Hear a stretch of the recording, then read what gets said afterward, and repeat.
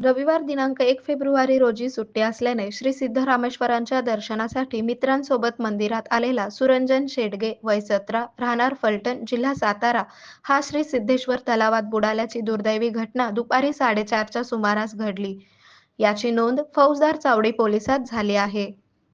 या घटनेची माहिती मिळताच अग्निशमन विभागाचे पथक घटनास्थळी दाखल झाले. त्यांनी दुपारी 4:30 ते सायंकाळी 7 वाजेपर्यंत शोध कार्य केले, मात्र सुरंजन सापडला नाही.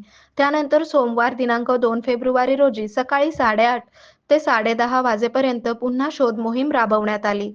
तलावातील गुरुभेट शिल्पाजवळ गळ टाकण्यात आला असता सुरंजनचा मृतदेह गळाला लागला.